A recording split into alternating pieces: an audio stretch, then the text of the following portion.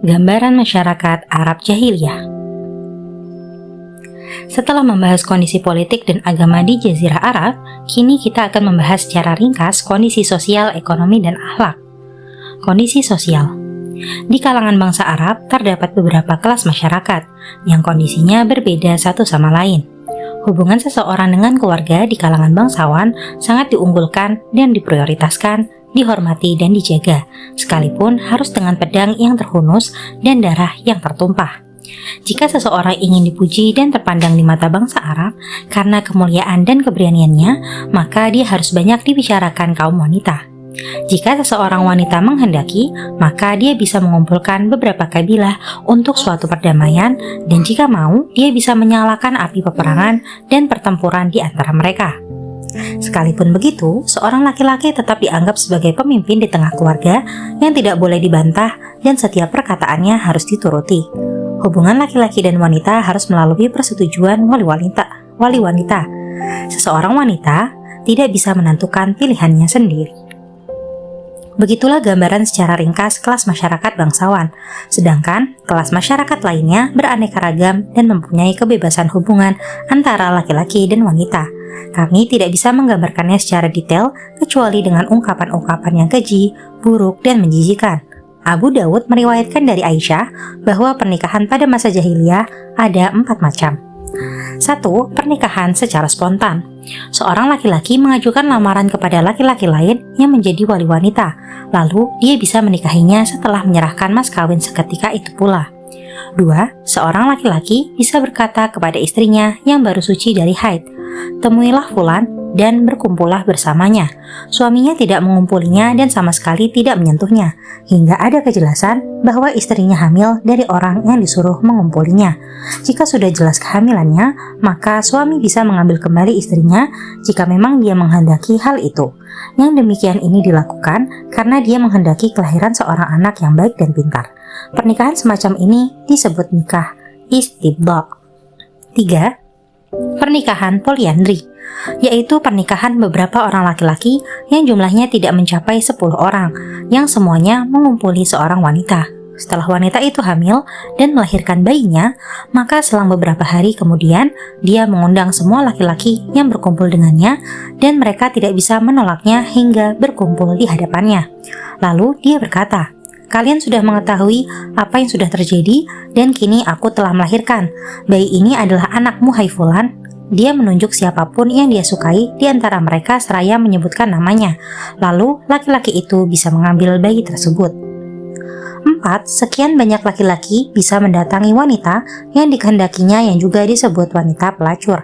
Biasanya mereka memasang bendera khusus di depan pintunya sebagai tanda bagi laki-laki yang ingin mengumpulinya. Jika wanita pelacur ini hamil dan melahirkan anak, dia bisa mengundang semua laki-laki yang pernah mengumpulinya. Setelah semua berkumpul, diselenggarakan undian. Siapa yang namanya keluar dalam undian, maka dia yang berhak mengambil anak itu dan mengaku sebagai anaknya. Dia tidak bisa menolak hal itu. Setelah Allah mengutus Muhammad SAW, semua bentuk pernikahan ini dihapus dan diganti dengan pernikahan ala Islam. Laki-laki dan wanita bisa saling berhimpun dalam berbagai medan peperangan yang disulut tajamnya mata pedang dan anak panah. Pihak yang menang dalam peperangan antara kabilah bisa menawan para wanita pihak yang kalah, lalu menghalalkannya menurut kemauannya. Namun anak-anak mereka akan mendapatkan kehinaan selama hayatnya. Di antara kebiasaan yang sudah dikenal akrab pada masa jahiliyah ialah poligami, tanpa ada batasan maksimal, berapapun banyaknya istri yang dikehendaki. Bahkan mereka bisa menikahi 2 wanita yang bersaudara. Mereka juga bisa menikahi janda bapaknya, entah karena dicerai atau karena ditinggal mati. Hak perceraian ada di tangan kaum laki-laki tanpa ada batasannya. Hal ini disebutkan di dalam Al-Quran di dalam surat An-Nisa ayat 22-23. Perzinaan mewarnai setiap lapisan masyarakat, tidak hanya terjadi di lapisan tertentu atau golongan tertentu, kecuali hanya sebagian kecil dari kaum laki-laki dan wanita yang memang masih memiliki keagungan jiwa. Mereka tidak mau terjerumus dalam kehinaan ini. Namun, kondisi orang-orang yang merdeka dalam kaitannya dengan masalah ini relatif lebih baik daripada orang awam dan hamba sahaya. Menurut persepsi umum semasa jahiliyah, perzinahan ini tidak dianggap aib yang mengotori keturunan. Abu Dawud meriwayatkan dari Amr bin Shu'aib dari bapaknya, dari kakeknya. Dia berkata, ada seorang laki-laki berdiri seraya berkata, "Wahai Rasulullah, sesungguhnya Fulan adalah anakku, karena aku pernah bersetubuh dengan seorang budak perempuan pada masa jahiliyah." Lalu beliau bersabda, "Tidak ada seruan seperti itu dalam Islam. Urusan jahiliyah sudah punah." Kisah pertengkaran Sa'ad bin Abu Waqqas dan Abdu bin Zum'ah yang memperebutkan anak hamba perempuan Zum'ah, yaitu Abdurrahman bin Zum'ah, sudah sangat terkenal. Ada beberapa corak hubungan antara seorang laki-laki dan anak-anaknya. Di antaranya seperti dikatakan dalam sebuah syair, "Keberadaan anak-anak di tengah kami laksana buah hati yang berjalan di bumi. Ada pula di antara mereka yang mengubur hidup-hidup anak putrinya karena takut aib dan karena kemunafikan, atau membunuh anak laki-laki karena takut miskin dan lapar. Masalah ini telah disebutkan di dalam Al-Quran. Dan janganlah kalian membunuh anak-anak kalian karena takut kemiskinan. Kami akan memberi rezeki kepada kalian dan kepada mereka." Al-An'am ayat 151. Juga disebutkan di tempat lain dalam Al-Quran, dalam surat An-Nahl ayat 58-59, Al-Isra ayat 31, dan At-Takwir ayat 8. Tetapi hal ini tidak dianggap sebagai kebiasaan yang memasyarakat, sebab bagaimanapun juga mereka masih membutuhkan anak laki-laki untuk membentengi diri dari serangan musuh. Sedangkan pergaulan seorang laki-laki dengan saudaranya, anak saudaranya dan kerabatnya sangat rapat dan dekat. Mereka hidup untuk fanatisme kabilah dan mati pun rela karenanya. Dorongan spiritual untuk mengadakan pertemuan dalam satu kabilah sangat kuat, sehingga semakin menambah fanatisme tersebut. Landasan aturan sosial adalah fanatisme rasial dan marga. Mereka menjalani kehidupan menurut pepatah yang berbunyi, "Tolonglah saudaramu yang berbuat zolim maupun yang dizolimi," dengan pengertian apa adanya tanpa menyelaraskan dengan ajaran yang dibawa Islam, bahwa makna menolong orang yang berbuat zolim ialah menghentikan kezolimannya. Hanya saja persaingan dalam masalah kehormatan dan perebutan pengaruh kekuasaan lebih sering menyulut peperangan antar kabilah yang sebenarnya berasal dari satu ayah dan ibu, seperti yang kita lihat antara Aus dan Khazraj, Abs dan Zubyan, Bakr dan Toklib, serta lain-lainnya. Sedangkan hubungan antara beberapa kabilah yang berbeda terputus secara total. Kekuatan mereka berbeda-beda dalam peperangan. Hanya saja ketakutan dan keengganan melanggar sebagian tradisi dan kebiasaannya mempertemukan agama dan khurafat. Kadang-kadang mengecilkan api peperangan dan perselisihan di antara mereka. Dan dalam kondisi tertentu ada loyalitas, perjanjian persahabatan, dan subordinasi yang mengharuskan beberapa kabilah yang berbeda untuk bersatu. Bulan-bulan suci benar-benar merupakan rahmat bagi mereka dan bisa membantu masukan bagi mereka. Secara garis besarnya, kondisi sosial mereka bisa dikatakan lemah dan buta. Kebodohan mewarnai segala aspek kehidupan. Khurafat tidak bisa dilepaskan. Manusia hidup layaknya benda mati. Hubungan di tengah umat sangat rapuh dan gudang-gudang pemegang kekuasaan dipenuhi kekayaan yang berasal dari rakyat, atau sesekali rakyat diperlukan untuk menghadang serangan musuh. Kondisi ekonomi. Kondisi ekonomi mengikuti kondisi sosial yang bisa dilihat dari jalan kehidupan bangsa Arab. Perdagangan merupakan sarana yang paling dominan untuk memenuhi kebutuhan hidup. Jalur-jalur perdagangan tidak bisa dikuasai begitu saja, kecuali jika sanggup memegang kendali keamanan dan perdamaian. Sementara itu, kondisi yang aman seperti ini tidak terwujud di Jazirah Arab kecuali pada bulan-bulan suci. Pada saat itulah dibuka pasar-pasar Arab yang sangat terkenal seperti Ukas, Zilmazaj, Madinah, dan lain-lainnya. Tentang perindustrian atau kerajinan, mereka adalah bangsa yang paling mengenalnya. Kebanyakan hasil kerajinan yang ada di Arab seperti jahit-menjahit, menyamak kulit, dan lain-lainnya berasal dari rakyat Yaman, Hirah, dan pinggiran Syam. Sekalipun begitu, di tengah jazirah ada pertanian dan pengembalaan hewan ternak. Sedangkan wanita-wanita cukup menangani permintalan, tetapi kekayaan-kekayaan yang dimiliki bisa mengundang pecahnya peperangan. Kemiskinan, kelaparan, dan orang-orang yang telanjang merupakan pemandangan yang biasa di tengah masyarakat. Akhlak.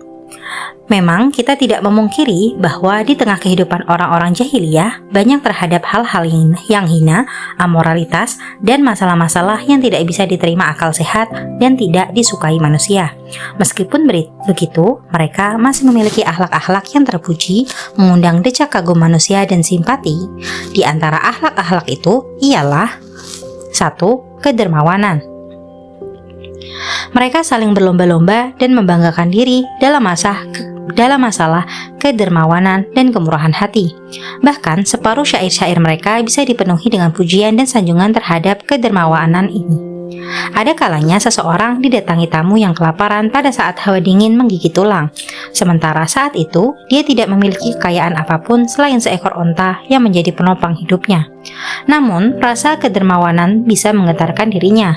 Lalu dia pun bangkit menghampiri onta satu-satunya dan menyembelihnya agar dia bisa menjamu tamunya.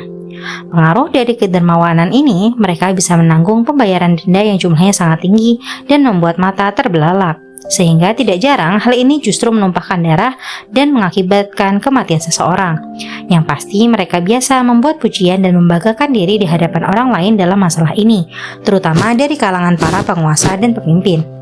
Di antara pengaruh kedermawanan ini, mereka biasa merasa bangga karena minum khamr, bukan kebanggaan karena minumannya itu, tetapi karena hal itu dianggap sebagai salah satu cara menunjukkan kedermawanan dan merupakan cara paling mudah untuk menunjukkan pemborosan. Maka tidak heran jika mereka menyebut pohon anggur dengan nama al-karam, kedermawanan. Sedangkan khamr yang dibuat dari buah anggur disebut bintul karam, atau putri kedermawanan. Jika engkau sempat meneliti berbagai arsip syair-syair semasa jahiliyah, tentu engkau akan mendapatkan satu bab khusus yang berisi pujian dan sanjungan ini. Antara bin Shaddad al-Absi berkata, "Telah ku minum regukan-regukan arak setelah terlewati siang hari yang terik. Di dalam gelas kaca berwarna kuning kemilau, bertabur bunga-bunga indah yang memukau. Kehormatanku juga tidak kuhirau. Kurelakan harta kan musnah jika minum arak. Kehormatanku yang tinggi tiada kusimak. Jika tak mabuk, tiada kusia-siakan undangan, karena ku tahu sifatku yang dermawan." Pengaruh lain dari kedermawanan ini, mereka biasa main judi. Mereka menganggap main judi merupakan salah satu cara mengekspresikan kedermawanan. Karena dari laba judi itulah mereka bisa memberi makan orang-orang miskin, atau mereka bisa menyisihkan sebagian uang dari andil orang-orang yang mendapat laba. Oleh karena itu, Al-Quran tidak mengingkari manfaat khamr dan main judi, namun dengan membuat redaksi sebagai berikut. Tetapi dosa keduanya lebih besar dari manfaatnya. Al-Baqarah ayat 219. 2. Memenuhi janji. Di mata mereka, janji sama dengan hutang yang harus dibayar. Bahkan mereka suka membunuh anaknya sendiri dan membakar rumahnya daripada meremehkan janji. Kisah tentang Hani bin Mas'ud Asy-Syaibani, As-Sama'u bin Adiyah, dan Hajib bin Zararah sudah cukup membuktikan hal ini. 3. Kemuliaan jiwa dan keengganan menerima kehinaan dan kezaliman. Akibatnya, mereka bersikap berlebih-lebihan dalam masalah keberanian, sangat pencemburu dan cepat naik darah. Mereka tidak mau mendengar kata-kata yang menggambarkan kehinaan dan kemerosotan, melainkan mereka bangkit menghunus pedang, lalu pecah peperangan yang berkepanjangan. Mereka tidak lagi mempedulikan kematian bisa menimpa diri sendiri karena hal itu. 4. Pantang mundur. Jika mereka sudah menginginkan sesuatu yang di situ ada keluhuran dan kemuliaan, maka tak ada sesuatu pun yang bisa menghadang atau mengalihkannya.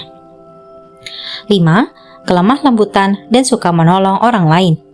Mereka biasa membuat sanjungan tentang sifat ini. Hanya saja sifat ini kurang tampak karena mereka berlebih-lebihan dalam masalah keberanian dan mudah terseret kepada peperangan. 6. Kesederhanaan pola kehidupan Badui. Mereka tidak mau dilemuri warna-warni peradaban dan gemerlapnya. Hasilnya adalah kejujuran, dapat dipercaya, meninggalkan dusta dan pengkhianatan. Ketika melihat akhlak-akhlak yang sangat berharga ini, di samping letak geografis Jazirah Arab, merupakan sebab mengapa mereka dipilih untuk mengemban beban risalah yang menyeluruh, menjadi pemimpin umat dan masyarakat manusia. Sebab akhlak-akhlak ini sekalipun sebagian di antaranya ada yang menjurus kepada kejahatan dan menyeret kepada kejadian-kejadian yang mengenaskan, toh pada dasarnya itu merupakan akhlak yang berharga, yang bisa mendatangkan manfaat secara menyeluruh bagi masyarakat manusia jika mendapatkan sentuhan perbaikan. Maka inilah tugas Islam. Barangkali akhlak yang paling menonjol dan paling banyak mendatangkan manfaat setelah pemenuhan janji adalah kemuliaan jiwa dan semangat pantang mundur, sebab kejahatan dan kerusakan tidak bisa disingkirkan. Keadilan dan kebaikan tidak bisa ditegakkan kecuali dengan kekuatan dan ambisi seperti ini. Sebenarnya mereka masih mempunyai sifat-sifat utama selain yang kita sebutkan ini, namun bukan di sini tempat membicarakannya.